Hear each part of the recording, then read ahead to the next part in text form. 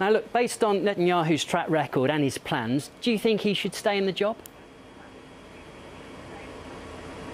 Well, most Israelis actually do not think he should stay in the job because approximately 3/4 of the voters are not going to vote for him. The 1/4 or so of the voters will probably give him enough power to form a coalition with other slates, other parties. But he, as Paula just said in her report, he is not very likable. And the problem is the opposition is not unified, and there is no other candidate who could attract enough votes to beat Netanyahu. Well, you mentioned he isn't particularly popular at the moment, but why are his right-wing supporters turning their backs on him? Well, the Likud party is not really right-wing in Israeli terms.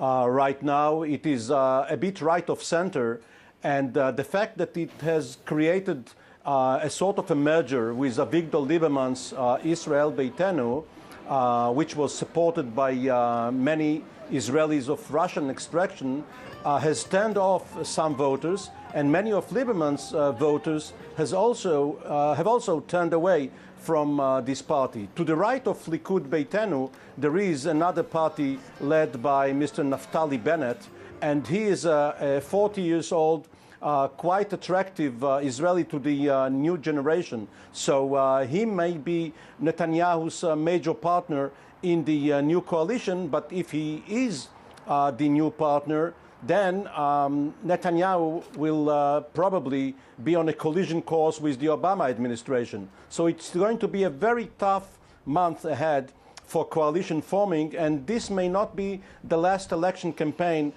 we may see here in the coming year. We may have a period of unstable parliament, unstable government, and new elections. Well, a major issue, isn't it, is the two-state solution to the Israeli-Palestinian conflict. That seems to be in a shambles, and Netanyahu wants more settlements. So how is that affecting his image at home? Well, I beg to differ. It is perhaps in shambles right now because there is no initiative coming from either Israel or outside of it. However, once President Obama, who has just been inaugurated for his second term, once he comes out with a major diplomatic initiative, with Secretary of State John Kerry, who is for such an initiative, then most of the Israeli public may turn against Netanyahu, against his own prime minister, if he tries to torpedo such an initiative. The silent majority in Israel wants a solution, and the only possible, the only practical solution is the two-state solution. So we may yet see within the next year or two some breakthrough towards such a solution. Well, let's stay on that topic because, US President Obama and the Prime Minister Netanyahu aren't getting along, with Netanyahu now pressing on with more settlements. Isn't there a risk, do you think, Obama will throw Israel under the bus, to use the words of the former Republican candidate Mitt Romney?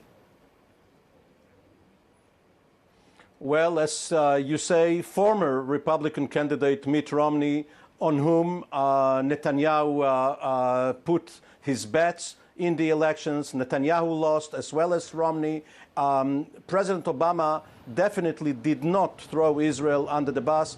President Obama, if at all, is considered pro-Israeli, even though he is anti-Netanyahu. The two are not synonymous. Netanyahu is not Israel. He is the current prime minister, but his policy vis-à-vis the Palestinians and vis-à-vis the United States, the major benefactor, perhaps the only benefactor Israel has, this policy is not supported by the majority of Israelis. So if we are going to see a clash between Netanyahu and Obama, then Netanyahu will not be supported by many people in Israel, and then again you may see new elections, early elections. All right, well, let's talk about Iran. Warmongering with Iran certainly seems to boost approval ratings for the election, but how prepared is Israel for real combat with Tehran? Well, Netanyahu came to power 4 years ago vowing to end Iran's quest for nuclear power. He failed in that, but he was mostly stopped by people from within Israel, from within the top ranks of the military, the intelligence community, as well as State President Shimon Peres. This was a very rare coalition of people who see the military campaign against Iran as a last resort, not as some gamble on a whim, as Netanyahu is perceived to be doing. He cannot, even if he wins tomorrow, even if he wins next week or so, when President Peres confers the coalition forming duty on him, even if he does win that, Netanyahu will not be able to say that he won a mandate for a campaign against Iran, because this was not an issue at all in the campaign. Amir, thank you very much for your thoughts. That was Amir Oren, the senior correspondent and columnist for the Haaretz newspaper.